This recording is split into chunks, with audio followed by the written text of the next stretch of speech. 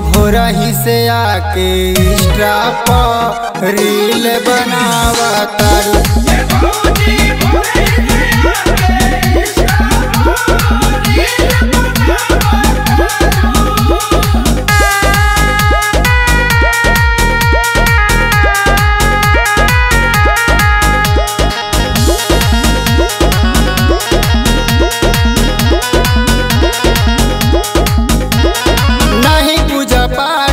लागेला ध्यानवा सबे अर्घ लेवे सूरज देव के समानवा।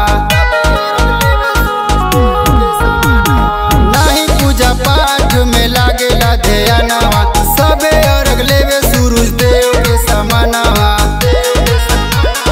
काहे नकल सुप लेके तू परिक्रमा लगावतारू। ये भौजी भोरही से आके इंस्टा पर रील बनावतारू।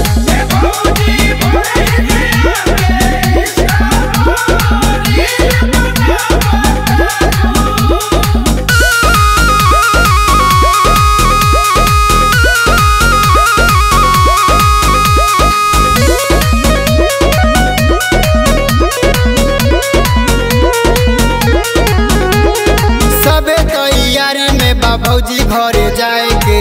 पर शादी हमरा मन करे खाए के।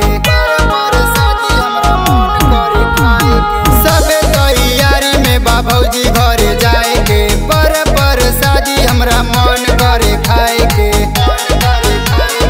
राजकुमार हरिंदर के झूठो समझावतारू।